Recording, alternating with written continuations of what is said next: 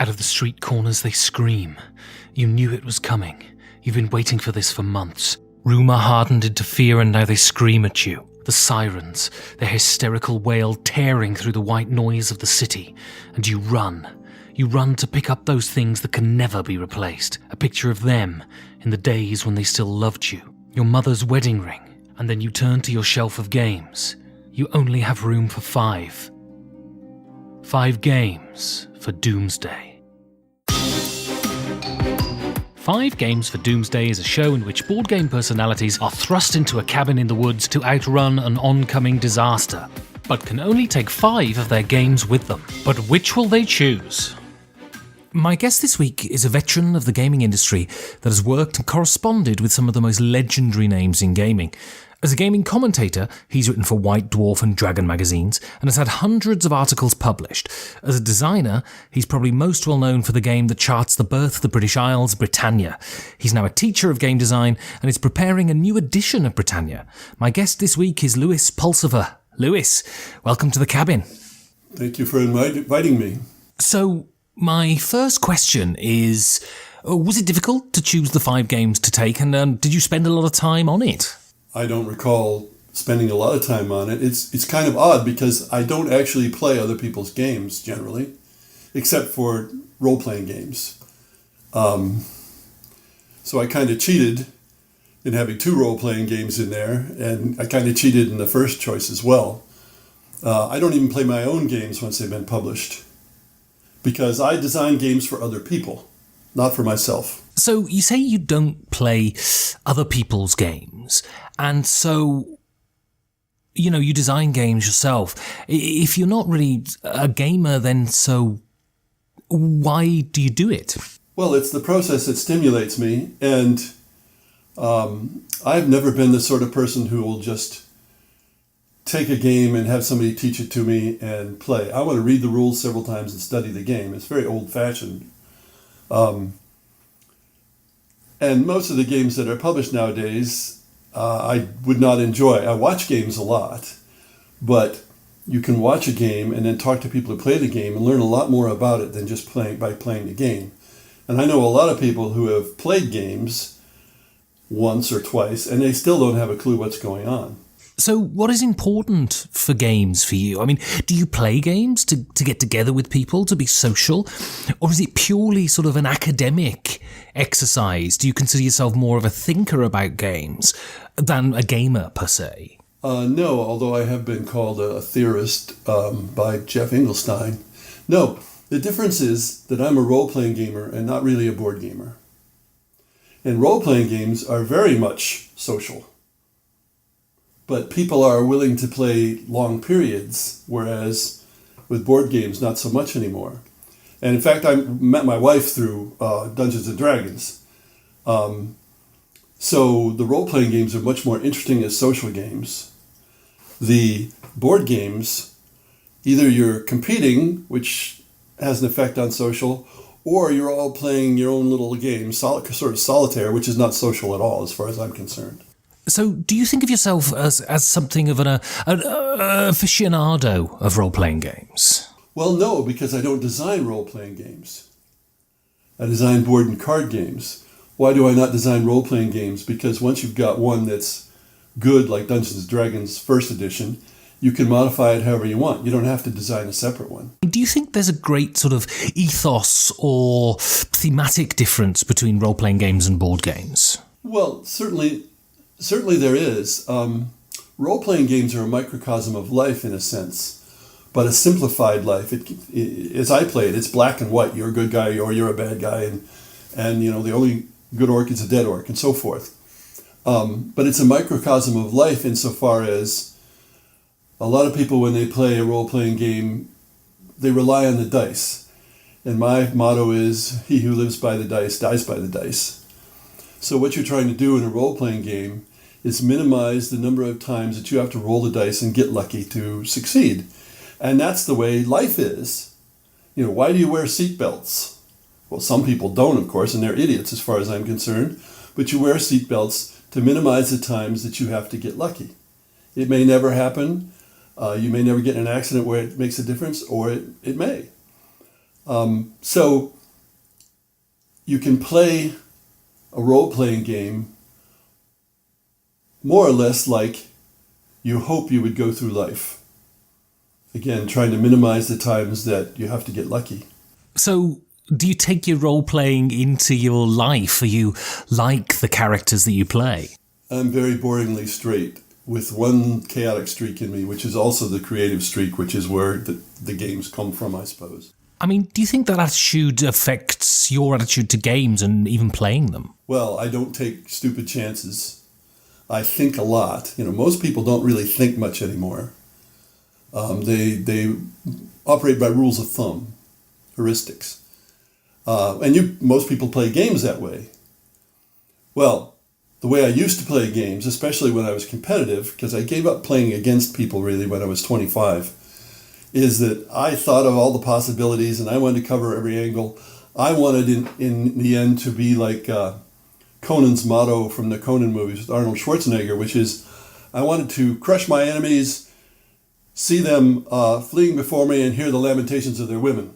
I enjoyed that, but as I got to adulthood, I felt that it wasn't entirely desirable, and I didn't like what it turned me into sometimes. So I switched to Dungeons and Dragons, which is a very cooperative game, but it has human-controlled opposition, whereas all the other cooperative games have programmed opposition, whether it's a computer or it's a deck of cards like in Pandemic. And programmed opposition, especially if it's not computer-controlled opposition, is not good, whereas human-controlled opposition in Dungeons & Dragons can be very good. So do you see the DM as more of a facilitator, a partner, more than, a competitor in a role-playing game? I call it referee, because if it were wholly contentious, the players would lose every time, of course. I see these remarks by people who say, oh, my players are so powerful, I can't do anything about it. Well, they're incompetent referees. You can always kill people off. No, the referee, and I call it referee unless I'm writing an article for Ian World where I have to say GM. The referee is there to be neutral but biased toward the players, because if he wasn't, the players would get killed far too often. And so do you think then that it's important that the DM is impartial, that they go by the roll of the dice? Yes. Well, first of all, if you don't have the possibility that characters are going to die, then it becomes pablum, it becomes the playground, it becomes pointless. But yes, it's very hard to kill a character, especially one that's been around for a long time. The function of the referee is to scare the snot out of the players. And you can scare the snot out of them by taking their stuff, by taking them prisoner, or by killing them. Now, that doesn't mean they need to stay dead. But one of the things I do is make sure people have lots of characters that they play at different times, so that if one does die, it's not like their whole life is gone. Whereas if people only have one character, and say they go up to 8th level, and then they get dead and they can't come back, that's horrible. That's hard to do. And I agree with you. That's really hard to do. So let's go back to the beginning then. What were the first kinds of games that you played? Candyland. In other words, I was like 4 or 5. And I've always been a game player. And I've always tried to find games that were intellectual exercises and not just random like Candyland or dominated by dice. When I was pre-adult, I would say, I hate dice games. I no longer have that point of view, but I did then. The first time I saw Dungeons & Dragons, I said, I hate dice games, and ignored it. So I wrote rules for my own games that I'd play solo, rules for when we were having battles with little plastic soldiers and tanks and so on. I tried to get things organized because I am a categorizer. I made a Bay of Pigs game that I played with myself, a big Space War game when I was about 15. By that time, I'd run into Avalon Hill games. And what I liked about Avalon Hill games is that not only did they depict history, but of course some, like Tactics 2, didn't have a history, but they were intellectual games. where there was chance, and chance is a part of the world, but you still had an opportunity to control and try to account for chance. And so do you think that modern games utilize this element of chance in the same way? No, not anymore, because they're puzzles, they're not games, and I despise puzzles. I did play chess until I was about 15, and then I retired because it was too much like work. To keep up with all the openings and so on, that was just more than I wanted out of a game. Now, chess is a puzzle in the sense that there's always a perfect move, but it's too complicated for humans to solve. So you think these modern games are essentially solvable then? Yes, because then it's a puzzle. A puzzle has an always correct solution. Most single-player games are puzzles. That's why somebody can play a video game and then do a speed run and play through the entire game in 5 or 10 minutes when originally it took them hours and hours. Because now they have the solution to the puzzle. I don't like Euro games because most Euro games don't have one solution, but they have 3 or 4 solutions, which are called multiple paths to victory. And that's all a sham. Those are closed games. Those are not open games. The closer you come to a closed game, the closer you come to a puzzle. A pure puzzle has one solution. The ultimate closed game is one solution. Like tic-tac-toe is a closed game. Checkers is a closed game. Pretty much any game with perfect information is inevitably a closed game. Any game with one player is almost always a closed game because you figure out how to play and then you can usually win and then there's no point in playing. But I don't like puzzles because puzzles make me feel stupid if I don't solve the puzzle, and if I do solve the puzzle, oh well, that's what I should have done. I have not gained anything. And so you think modern Euro games fall squarely within this definition then? Well, many Euros have been called multiplayer solitaire, and I've watched a lot of them, and you see that the people are not in any way concerned about what the other players are doing. Now, you can have a closed game which is nonetheless highly interactive, like chess, like many two-player games. But many of these Euro games, again, they're parallel competitions is what I call them. Each person does their own thing, and whoever executes their solution out of the choice of 3, 4 solutions, however many there are, wins the game. Why bother, say I. So back, when you were younger, was there much of a gaming scene? Was it easy to find people to play games? Was it easy to find games to play, or was this, much more difficult than it is today? It was certainly hard. Usually you taught your friends, but baby boomers, their hobby was war games, which was what there was. If you wanted to play an intellectual game at that point, it was usually a war game. So your generation, my generation that is, were willing to try war games and would play war games. The other thing we had was national clubs, and that's how I met by snail mail Gary Gygax, because I was corresponding about the International Federation of War Games. Well, those clubs have all long gone, but at that time that was a way for people to keep in touch across long distances and to know about conventions and so on. So when did this scene sort of start then? Well, how old is Gen Con? It goes back a long way. And there were lots of small conventions. Not as many as today, because the conventions today are multimedia conventions. That is, they're about anime and film and fiction and a lot of things other than games. Gen Con is a story convention, a story convention, not a game convention. So you wouldn't call Gen Con a game convention then?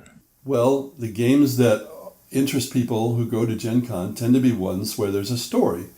And a lot of games don't have a story, not only completely abstract games like chess, but many Euro games which are actually abstract games, and they may have an atmosphere tacked on, but the story doesn't affect how the game is played. But there are games that are driven by story, and there are games that are driven by the rules. And so at Gen Con, you don't see the typical war game publishers. They don't even bother to come because they know it's a story convention. It's not really a game convention in the sense of all kinds of games. So you think Gen Con is still essentially a role-playing convention then? Oh yeah, it's the RPGs that dominate. I mean, there's a lot more than RPGs at Gen Con, but it still has that tradition of RPGs. And even the board games that Wizards of the Coast puts out now in relation to Dungeons & Dragons tend to have stories in a way that many board games do not. I mean, so you're obviously interested in history. Did games bring you to the history or vice versa? And how important do you think games are as historical tools? I have a PhD in military history. I don't play a game to learn the history. I play a game because, essentially, of generalship. War games do not actually reflect war in any significant way. They reflect generalship. And generalship is highly intellectual, where competition makes a whole lot of sense. You're competing with the other general. So I think that's what attracted me. Plus, when you're playing a war game, you are playing something where the stakes really matter. If you're playing a game to see who can toady best to the local baron, ho-hum, why bother? So your first game is something of a cheat, as it's not really a game per se. Well, at all, really. It's the materials to design a game. What do you mean by that? Well, I didn't worry about whether I was going to have power or not, or whether I was going to have other people to play. I had sort of assumed I would have both. So, ideally, a computer with WordPerfect and CorelDRAW on it, but failing that, a bunch of blank paper, pens and so forth, a bunch of wooden blocks, some cardboard, rubber cement, the kinds of things you would make prototypes from. And dice, of course. You said in your notes that you sent me that designing games is the best game. So what essentially is your design process? Well, that's hard to say in a few minutes. I think I got 2 or 3 chapters in my book, Game Design, about that. But ideas, first of all, you have to work to get ideas. Some people have the notion you just wait for ideas to come to you, and that doesn't work. So sometimes, rarely nowadays, because I have so many prototypes already, I'll sit down and say, okay, I'm going to make a game. What am I going to make it about? And work from there. But almost always that game is a model of some reality or fictional reality. It is not abstract. I have a few abstract games, but they're purely abstract. As opposed to, again, the typical Euro game, which pretends not to be abstract and pretends to have a story, but usually doesn't, because the story has no effect on how the game is designed or on how it's played. So I have lots of ideas, and I write them down. I write them down on a computer, or I have a voice recorder that I use if I'm, say, driving somewhere. And from there, that idea may get turned into something quite quickly, or it may sit for years. I've had games that went to prototype in 1 week, and I've had games where I made a prototype, played it some, wasn't satisfied, put it aside. 4 years later, I ran across it again in my notes, resurrected it, and finished it to what I think is very good. So perhaps I'm too patient, I don't know, but I'm very patient. And because I design a lot of games, there's always another game to work on. So is game design then a purely intellectual act, or can it also be visceral? Well, I can't speak for everybody. Things that come from the stomach often turn out to be wrong. To me, game design is about critical thinking, about self-awareness, because you don't want to be self-indulgent. It's a lot of engineering and science, and only a small part of it is creativity.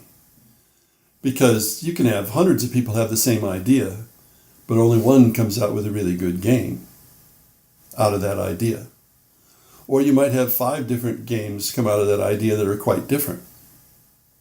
So the idea is not important, it's what you do with it. But to me, it is a thought process and not from the gut. Now, that doesn't prevent me from getting my best ideas when I'm in the shower. But nonetheless, those ideas come up because I've thought about it a lot at other times. I don't know if that answers your question. Absolutely. So you've been a writer about games. What are some of the sort of publications that you've written for? Well, I was contributing editor to Dragon and White Dwarf and The Space Gamer way back when. And there were other magazines at the time that I contributed to, quite a few. In fact, I've been moving recently, and I find magazines, I don't even remember the title, and yet I wrote something for it. Because, it's 30, 35 years ago. Then more recently, I'm a columnist on EN World, Worlds of Design, and I've had about 40 of those published. Because there aren't magazines anymore to speak of. Magazines are something that, at least in many areas, have been destroyed by the World Wide Web. I mean, a lot of stuff that would have been an article in a magazine 35 years ago is now a blog post. The difference being you don't get paid. So what did you get from doing the writing? Was it about the games, or was it purely financial? Oh, no, it's not at all.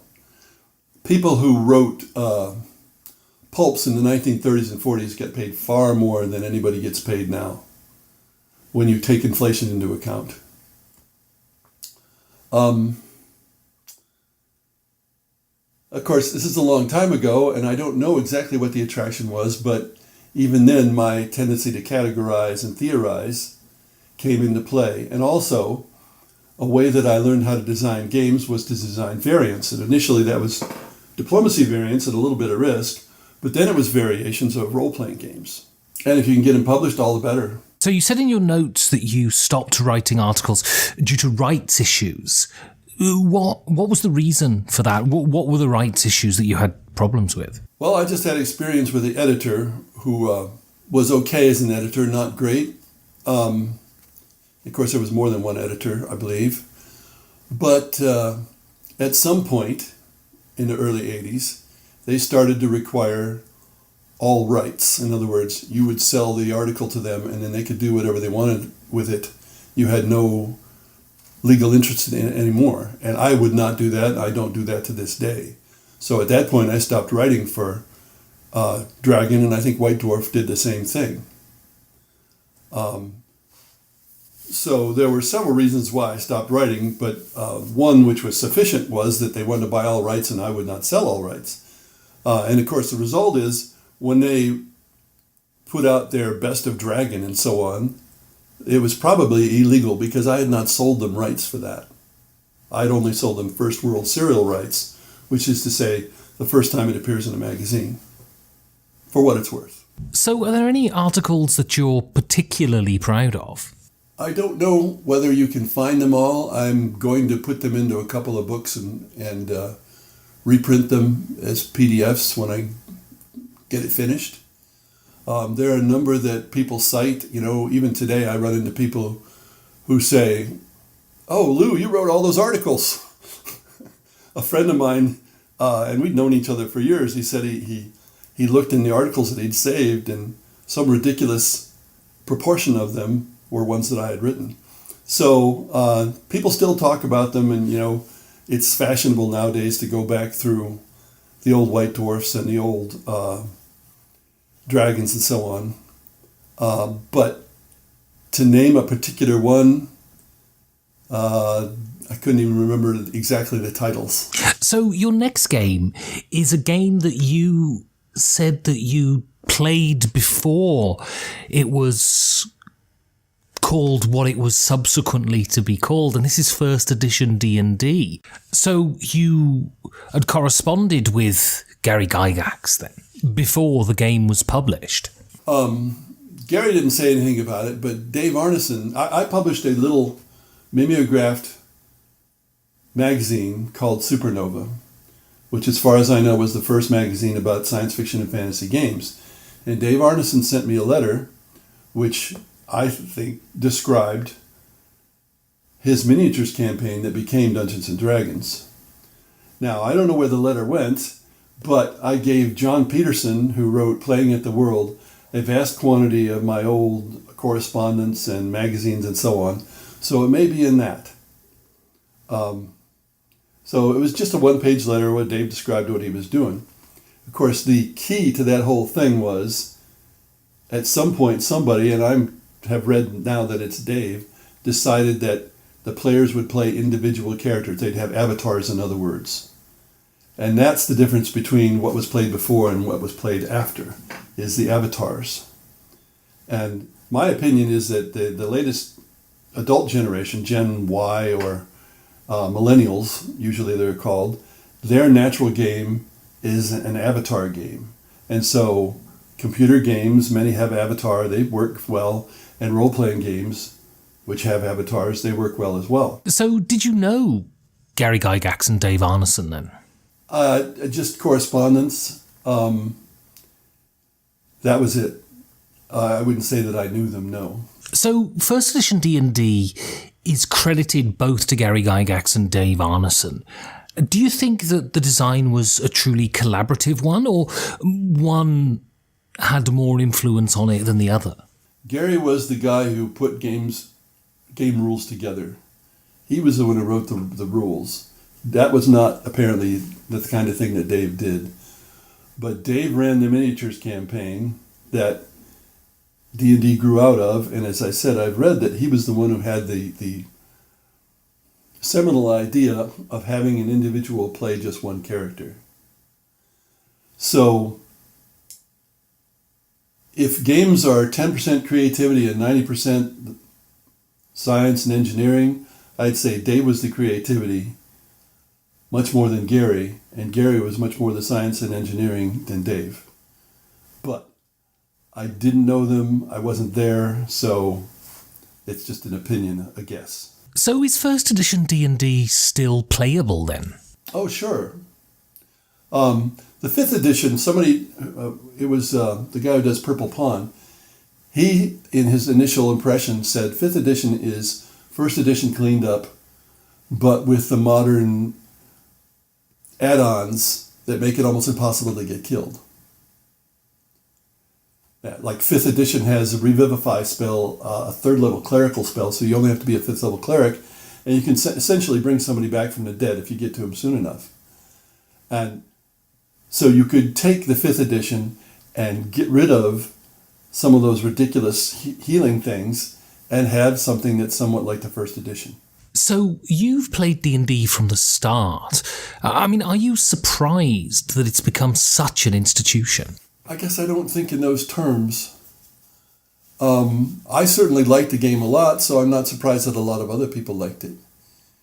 At that time, I was not analyzing games to the point of thinking, well, this is an Avatar game and that's going to be really popular in the future or anything like that.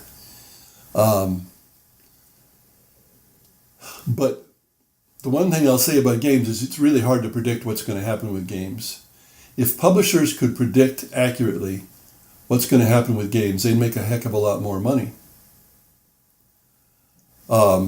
Z-Man Games, before Zev sold it to the Canadians, he published 35 games or about that in 1 year. He was throwing things against the wall to see what would stick. He had no idea that Pandemic would become what it's become. And that's typical for publishers, and it's typical for everybody else, because the publishers should be better at it than anybody else. In your interview with Reiner Knizia, he talked about one of his games that a lot of publishers rejected, and it's in many ways his most successful game. So you just don't know. Nobody knows. Nobody's that smart. So thinking about whether something's likely to become really popular or not just is a waste of time. Just as I tell aspiring game designers, don't try to make a super innovative game. it's a waste of time because innovation is highly overrated. Don't try to make the next great game because odds are you're not going to. Just make a good game, and maybe if you're really lucky, it'll take off. So I want to go on now to your life as a designer. When did you first decide to not just play games, but to design them too? Well, keep in mind, I designed games for myself from the time I was 10 or 12. Not all game designers are born, but I was. I don't know why. I have no idea. Diplomacy was useful because the basic rules were there, and you could make a variant which was as little as one page, or you could make one that was quite elaborate and had a big map and had lots of rules. So there was a great deal of flexibility, and you could apply it to most any situation, multiplayer situation, multi-sided situation. And so it made a ready-made platform for a lot of other games. And it was highly strategic as well. That's what I was trying to think of. I like highly strategic games, except when I play tactical games like Dungeons & Dragons.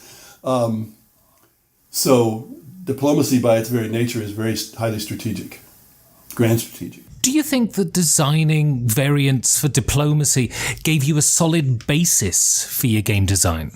Well, I think that when somebody is starting out, it's a lot easier to design a variation of a game than to do it all from scratch. But what happens with many people is they change one rule in Monopoly and they think they've done something great. Or they change one rule in Risk and they think they've done something great. And no, it's not great, and no, people aren't going to publish it usually, not always. So, variants were okay with me, and they certainly gave one practice. So I suspect that they did help when I got into designing my own games. And I don't remember when I jumped or why I jumped from designing variants to designing my own games as for commercial purposes. So what were the first actual games you designed then? Either it was Swords and Wizardry, which was a variation of, or extreme variation of Stratego, published by H.B. Gibson's in England, or it was Valley of the Four Winds, which was the first board game published by Games Workshop. I worked with the Games Workshop guys pretty closely and talked with them a lot. And so one of my well-known works, oddly enough, that's in Wikipedia is the Archomentals, a particular kind of D&D monster. And I had submitted it to them to put into White Dwarf, and they said, hey, we're going to do the Fiend Folio. The Fiend Folio originated with Games Workshop in Britain. And we're going to do the Fiend Folio, and can we put these monsters in? So I said, okay, if you give me a free copy of the book. And that's what happened. So you also designed monsters for D&D then? Well, yes, back then. But I didn't intend it to be in the book. It just happened. Now, one time, they had permission from TSR to do a supplement because you had the original 3 books, and then you had supplements like Greyhawk and Eldritch Wizardry. And I was writing that. In fact, I wrote most of that, and then they lost the permission. So nothing came of that. So you designed a number of board games, culminating with Britannia, and then you took a long hiatus from the tabletop gaming world. Why was that? Well, I could see that video games on the one hand and Dungeons & Dragons on the other were really cutting into board games. And it looked to me like board games might more or less disappear as a hobby. You know, the mass market games were going to be there, but certainly the intellectual board games. And so I said, why put more time into this? At that point, I had submitted Britannia to Avalon Hill, and they sent it back and said, games of that era don't sell. And then I submitted it to Gibson's, and they had it for 2 years, and then published it. So I'm sitting at home, and 2 copies of Britannia turn up. And I opened the box, I looked at it, I said, that's nice, and I put it away. Didn't read the rules, which is just as well. And I did not actually see Britannia played until 2004. It was published in 1986. In 1987, Avalon Hill wrote to me because they were having problems with the rules and they wanted me to tell them what was what. And I hadn't even looked at the game, so I couldn't help them at all. I was ignoring the hobby. Now, I played Dungeons & Dragons, very frequently in all those years. And I wrote variants, character classes and so on for Dungeons & Dragons. I just didn't pay any attention to the game hobby itself, the industry. And do you regret taking that long of a hiatus from the tabletop gaming world? Well, I'm sure I would have had more successes if I had not bailed out for 20 years. But I was doing something that was necessary. I was learning computers, and well enough that I worked at an Army Medical Center, and then I taught computers for many years. So, in effect, life had intervened, and I had to do other things. Now, did I need to be as extreme? I don't know, but that's what I did. So I asked Uli Blenneman from Spielworks why he thinks Die Macher is still relevant today. I think, people will first see that the game is true to the topic. So you will see that you are playing for winning an election or 4 or 7 elections in Germany. So it's a really special game. But in my opinion, it's also a very fun game because the topic and the mechanics integrate very well. And it's really, in my opinion, a unique playing experience. Buy Die Macher soon from Spielworks.de. So your next game is the one you're most famous for, and this is Britannia, but this is the second edition. So why is the second edition so much better than the first? Because I fixed the problems of the first edition that had got into there through Gibson's. It was misunderstandings, generally. In fact, the first time I watched Britannia first edition being played at a convention, there were jutes hanging out at sea long after there were no jutes in the rest of the world. And I said, "No way!" quite loudly. And that's because the uncredited developer, Roger Hayworth, had misunderstood the difference between raiders and non-raiders. He thought the raiders were armies rather than raiders was a condition of a turn. And so you could have guys floating out centuries after their homeland was gone. That was not intended. And that's one of the things I fixed in the second edition. You can't do that anymore. And I added a few things that worked out quite well in the second edition since I had the chance. And I stopped a particular strategy which some people used, which just was ahistorical and I didn't want it used. So I think the second edition is a much better game than the first edition. Now, there's one really well-known player who disagrees with me because he doesn't like the extra constraints that I put in. And I actually designed a space war game that removes all those constraints but still uses Britannia-like methods just for him. I haven't got him to play it yet. Maybe someday. So you were living in Britain at the time, doing your PhD. I mean, to what degree was that an inspiration for designing Britannia? I remember being at some game meeting somewhere, and people were playing Ancient Conquest 1, and I read the rules. Well, Ancient Conquest 1 is about the Middle East. It's a hex and counter game. Each player controls several nations, but they all work in concert and all move at the same time. There is no economic element to it, which is a characteristic of a battle game rather than a war game. So what I took from that is having a player control multiple nations.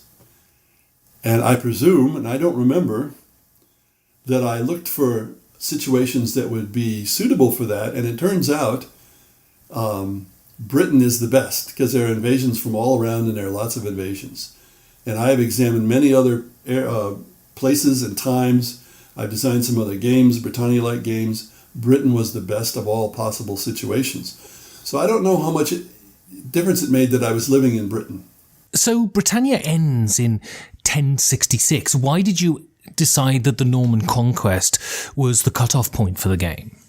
Well, the first thing to say is I hardly ever design a game for say, World War II. And even though World War II games are much more popular than any other period, I'm interested in pre-gunpowder, really. And that's because I find the history interesting, but also because it's melee and not firepower, and that makes a big difference tactically and so on. Also, as Mark Herman was saying when you interviewed him, if you have a game at a strategic or grand strategic level, it actually can be more realistic, if you will, than a tactical game. There are elements in Britannia that are like tactical games insofar as you know exactly when the invaders are coming. But that's really hard to get around. In my Space War game that I made for that guy, I've got around that. But that's because there's no history there. I've invented it. Where you have history, you pretty much have to have the invasions. So if you're going to recommend Britannia to someone, how would you do that? Well, you have to recognize that it's a very long game. Especially for people who have not played before, it can be 7 hours. For people who played a lot, it's 4 to 5. What we're doing, I'm working with a British publisher, going to reissue what we're going to call Classic Britannia, the second edition, but it will use plastic figures. And there will also be another game called Dual Britannia that's just for 2 players. And the aim was 60 to 90 minutes, and the 2 times I've timed it, it was 75 and 65 minutes. So that's the game I would recommend to people to start with. And I've designed some other much shorter Britannias that will sort of go along with the 3rd edition when I finally get that out. Games that have gameplay depth, and Britannia is definitely one, are games that inevitably you must play several times before you get it. Modern games are designed to be very transparent because your average player only plays 1 to 3 times and then you move on to something else. They're exploring the game rather than mastering it. So any game that is the old style, which is depth, and it's what enables people to play Britannia 500 plus times, and I know people who have, is inevitably going to be more opaque because there are decisions you can't even see yet. And that is the nature of gameplay depth. So people who play it just once, there are very many occasions where people say, oh, this color doesn't have a chance. Oh, that color is going to win all the time. And it's not true at all. And people with experience know that. But if people expect a game to reveal all of its secrets in the first play, which tends to be what people expect these days, then it's just not going to work. So why did you come back into game design then? The reason I came back into designing games is Britannia, because I realized that whatever I'd done in my life, the thing that had affected other people the most was the pleasure they got out of playing Britannia. And that time it was long out of print because Avalon Hill had gone away. But I had a choice of writing computer networking textbooks or designing games, and designing games was a lot more fun. So you said in your bio that part of the reason you took a hiatus and went towards computers is you saw the analog gaming world being subsumed by the digital one. Has the resurgence of tabletop gaming forced you to reassess this opinion? Well, the hobby as war games is disappearing rapidly. In fact, the other day I was trying to think of an alternative name for war games because the hex and counter war games are just pretty much right out for most people. I came up with historical strategy game. If you tell people that you want them to play a war game, many of them will say no because of the war. Even though when you play the game, there's no war there. It's just pieces and so on. If you tell people that you have a good game that you'd like them to play, perhaps you could call it a historical strategy game, then they may try it and they may like it.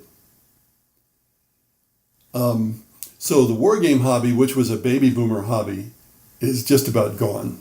The print runs of games are far smaller than they were, and most of the people who play, or a great many of the people who play, are baby boomer age like I am. And it's been replaced with games that are more like puzzles. You have to think about what happens when you play a game. If you're playing a game against somebody and there's a winner and a loser, that's hard on the ego. If you're playing a game where everybody is trying to get better, as many European Euro games are, where you're building up, even if you don't build up as much as somebody else and they win the game, people don't mind losing a game in that situation in the way they mind when they, say, get stomped in a real war game. So the games have changed. Especially video games have changed things, because you can't lose a video game. And so video games have become more about reward than about consequence. Now, that's also something you can say about party games. And I've seen party games be much more common in hobby games now than in the past.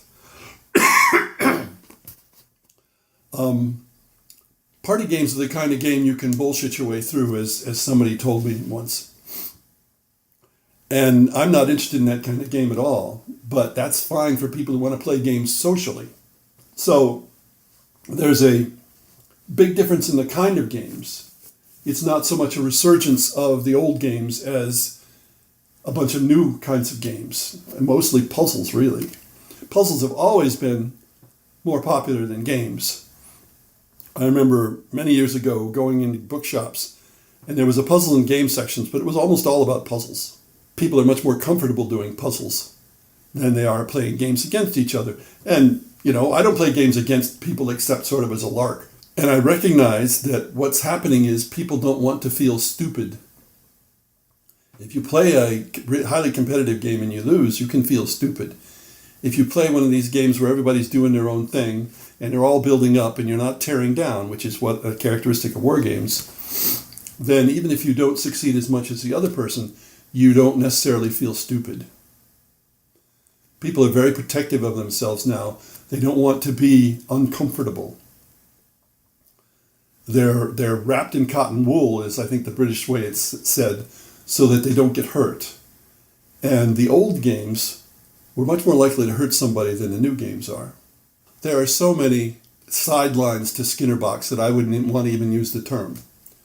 But I've certainly seen examples of game designers saying that the rule at their studio, for example, a video game, was that you could not even hint at the possibility of failure in what the players were doing.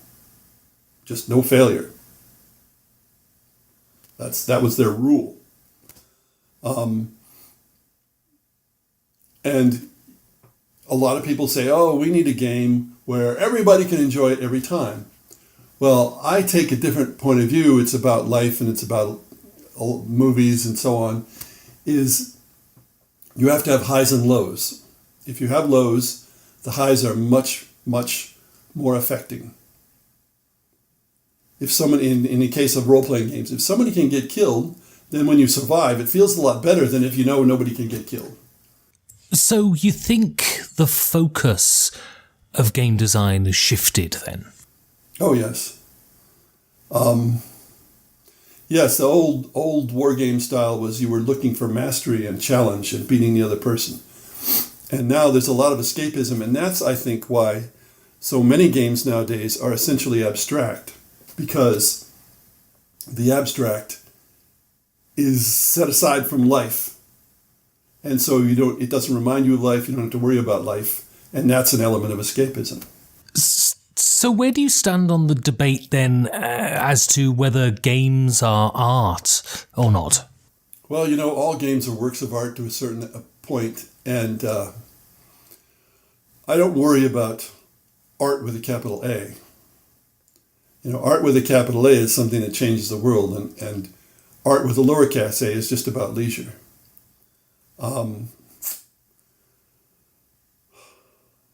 So you take what comes, And games reflect the zeitgeist of the time. The zeitgeist, at least in the United States, is don't take responsibility for anything. It's always somebody else's fault. So that kind of person is not going to play a game where if they lose, it's going to be their responsibility. Of course, that's why you include dice in games sometimes, or some random element, so they can blame the random element. So your next game is actually a computer game, and this is Empire Deluxe Enhanced Edition. Is this just a board game in digital form? Well, some of them were. In the game Civilization, which is very, very well known in computing, that's essentially a board game. But it does things that are too complicated to keep track of at a board game. What Empire Deluxe, and original Empire Deluxe was DOS. Empire Deluxe itself was Windows 3.1, and then the Enhanced Edition is from 2004.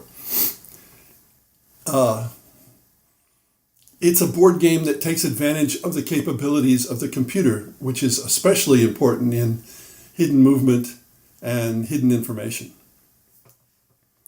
I play it. I'm not sure entirely why I play it, but a lot of it is that the computer opponent is not too good. In fact, it can be pretty bad. So I try to improve the computer opponent by changing how the setup is and so on. And I've always avoided going into the actual script, but I'm starting to do that and try to change the computer opponent script. People call it artificial intelligence, but it's not. And see if I can make it work better. Because the guy who's now in charge of the game actually has issued a more recent version, but the computer opponent dates from way back when it didn't even know some of the rules that are common now. So I guess I play it because it's a little bit puzzle-like, although a complicated puzzle. And so that's my sin of doing puzzles. So do you think there's been a dialogue between the digital and the analog gaming world? And if so, do you think it's a beneficial one? Oh, yes. And there are some articles written about that nowadays. Many of the popular board games have been made into an electronic version, and I'm negotiating a contract with somebody in France to do the same thing for Britannia and for Britannia-like games. And I've had many people talk to me about it over the years, but this guy is serious and has a track record in computer games. But publishers have found that when there's a electronic version, that helps the sales of the physical version. Now, I have just one game that was issued as a video game, Doomstar, and it is a vaguely like Stratego, much more fluid and much quicker. But it was a board game that specifically was converted into a video game. The board game hasn't been published, the video game has. So what has the digital world given to you as a designer? I'm not sure it's given me anything, actually. The fact that I have more or less kept up with video games, although mostly I don't play them, has made me see some of the influence on non-video games, especially the reward and consequence stuff and the puzzle stuff.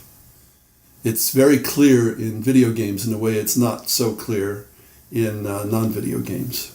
So since your retirement, you've been teaching game design. What is it, do you think, that you bring to the game design world? Well, there are like 500 plus universities and colleges in the United States that have game development or game design programs. Almost none of them actually teach game design enough to say so. They call it game design sometimes because it's sexy. An awful lot of young people think that game design is a way to play games and get paid for it. So what I have brought is realism, and a lot of people do not like that. When I tell them, no, this isn't the way it is, this is the way it is, they have their dreams that such and such is going to happen to them, and they don't like it when I try to tell them it's different. Some of them just reject it and assume that I'm an idiot. Some of them take it to heart. It's very difficult to get into game design, and especially video game design, because so many people want to. And of course, I have my experience of designing games, and I taught myself. I didn't learn from online classes or from classes in a university or a college, although I did teach classes in colleges, game development classes. So I am the voice of realism in an area that is full of dreams and impracticalities and sometimes worse. So what is wrong with the kind of courses that are offered at the universities then? Well, one, the teachers almost never have experience of having done it. And in the United States, universities are suspicious of practitioners. They want people who have degrees. And so in creative writing, you get people who get a creative writing degree and then go on to teach creative writing, and they haven't actually done it successfully. But the people who have done it successfully don't have a degree, and so the accreditation people will not let them teach full time. The accreditation in the United States is very bad. It's almost all based on degree. So you're not likely to get people teaching game design who actually know what they're talking about from the point of view of experience. And to me, the purpose of a teacher is to convey their experience to the student. Now, there's some topics you can't do that, but many topics you can, and certainly game design. You convey your expertise to the student so they can avoid much of the school of hard knocks. Well, we can't get that done in universities as they're currently constituted in the United States. The other thing is, people almost never get a job as a game designer after going through a game design curriculum, because video game studios will not risk a large budget on someone who has no experience of game development. So what you get is people usually learn programming, and that's how they get a foot in the industry as a programmer. And I remember particularly one guy saying he polled everybody in his game design studio. They didn't unfortunately say how many people that was. And every programmer there really wanted to be a game designer. Now that means that the schools can't focus too much on game design, because that's not how people are usually going to get a job. They might get a job as a level designer. And of course, as far as analog goes, there's just not enough money in it. There are very few people who can make a living in non-electronic game design. Some years ago, Alan Moon said he would have had to get a part-time job if Ticket to Ride had not won the big prize. Even though he'd won the big prize once before. So if Alan R. Moon was that close to having to get at least a part-time job, the ordinary persons are nowhere. So you're going to be bringing out a third edition of Britannia at some point in the future. When can we expect to see that? When, I don't know, because I started on it 6 years ago, and I had it to a point where I thought it was more or less done, but it had to go through playtesting. And I got put off by the criticisms of the grognards, and it just went poof. So it's sitting in the same condition it was in 3-4 years ago. There are actually 3 games involved there. There's Epic Britannia, which will have 2 parts. One will be the historical Britannia improved to make it a better teaching tool, or if you will, to be more realistic. But there will be more constraints on the players, and players don't like constraints. For example, you won't be able to abandon an area and run away from the Danes or the Romano-British running for the hills. On the other hand, the Romano-British will inherit Roman forts and be much stronger. There are forays or raids that you can make on land, because that was part of warfare at the time, frequently people would raid, especially across the Scottish-English border, if you think later, and then go away. They never intended to conquer the place. The Vikings were raiding, and the resistance crumbled so much they started to settle. There are lots of other little differences. I've decided, and I haven't tested this much yet, is every army will roll 2 dice, and it'll take 2 hits to kill an opposing army.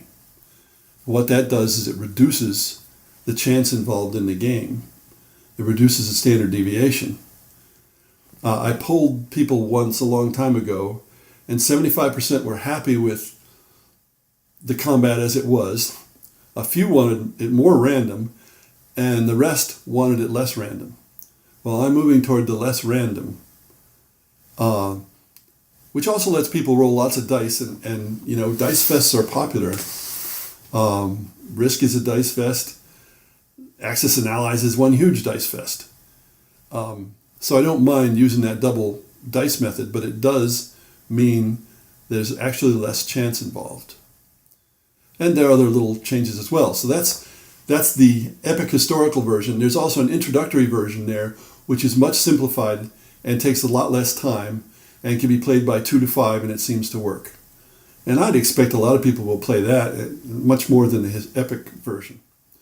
Then there are 2 other games, standalone. One is called Conquer Britannia, and it's 6 turns, and it has been played in 84 minutes with 4 players. And the other is called Rule Britannia, and it does not use dice. It uses battle cards, and it's somewhat longer than Conquer, but a lot shorter than the main Britannia. So whether those would all be issued together or separately, I do not know. And I have no idea when. You know, when I say Britannia to people, some are interested. I think they would have been much more interested 6 years ago. We'll see how this reissue of Classic Britannia with the Dual Britannia works out. So your last game is another edition of Dungeons & Dragons, and this is D&D 5e. Is it very similar to first edition? Mostly. And here I might as well say what I think the differences in editions were. First edition, D&D, was all about cooperation. And remember, that's why I play these games. They're cooperative games. Some of the characters, especially the magic users, if they were alone, they got squashed. You had to cooperate or you were going to die. The second edition was much like the first. I don't really even count it as a separate one. The third edition made the characters much more survivable, and it became about one-man armies. Every character, and of course if you only have 4 characters in a party, that's really small. One of Lou's laws is the survivability of a party is as of the square of the number of characters. So you got 4 characters, each one has to be able to survive on his own. Plus there were all these add-on rules that people gathered to try to find a rule that gave them an advantage, Minimax style. And so it became one-man army and not cooperative. And I really disliked that. Then the 4th edition was quite cooperative, but eliminated all the strategic part of the game. It was just battles because they were trying to emulate computer games, and that was not smart. And also, they made it really hard to die in that version. Not impossible, but hard. Now, 5th edition has gone back to being a cooperative game. They've made it much harder to die because of rules like Revivify and so forth. But you can strip those out if you want. And then it is quite clearly written, and it seems admirable, but I haven't actually played it. I play 1st edition. Someday I'll try 5th. I suspect, though, it'll be a lot like it if those things are stripped out. Why is there so much love for D&D? Because it was the first. Well, it's like Monopoly. Monopoly's a terrible game, but people still like it. It's a crummy game. It's a poorly designed game. Maybe it's okay for kids, but not for adults. D&D keeps getting changed and updated and so on, but it's just got a lot more players. And so if you want to find players for a role-playing game, you're most likely to find D&D players. And you can modify the game if you're that sort, which of course I am, to make it work better your way. You don't have to go find a different game. So there are lots of people who play lots of role-playing games, and I think it's because they're exploring the games and then they move on to the next game, just like happens with board and card games. But many players are not explorers, and they mostly run into D&D rather than something else. Do you think the fact that it's a generic fantasy game is a good thing because you can build onto it what you want? Well, the fact that it's generic, and so it can cover a broad set of situations, makes a difference. Whereas vampires, the Masquerade's about vampires, and Call of Cthulhu, those are more specific. And anytime the game is more specific, it's not going to attract as many people as the generic one, I think. So that does make a big difference. So one last question then. You're flying down the road to flee the apocalypse. You're got your foot down on the pedal and you hit a corner and the back door of the car flies open and 4 of the games fly out and go down a ravine and are washed away forever. Which game do you hope is still on the back seat? Well, that's easy to say because of the game design materials. That gives me a lot more flexibility. If I was assured of players, I might alternatively pick 1st or 5th edition D&D. But the game design materials give the most opportunity. So if people want to get hold of you, how would they go about doing that? Well, I'm on BGG Mail, and that's usually where I get communications from people I have never met. I'm on Twitter at @LouPulse, but if you send something through Twitter, I might not see it because I don't live on Twitter. You can comment on my blog. You can comment on one of my videos on my game design channel on YouTube. That's about it. So, Lewis Pulsipher, thank you very much. Thank you. And if you want to suggest a guest, or if you want to say something nice about the show, or if you want to say something horrible about the show, you can contact me on @5gamesfordoomsday on Twitter, or you can send me an email at 5gamesfordoomsday@gmail.com. You can give a rolling donation to help support the show at patreon.com/5G4D, or a one-time PayPal donation at the bottom of the website, 5gamesfordoomsday.com. And if you feel like being snazzy, you can buy yourself a t-shirt at tpublic.com/user/5gamesfordoomsday. And if I haven't had to escape the unrealistic overdubs and the phrase nom nom nom, I'll see you in 2 weeks for another 5 Games for Doomsday.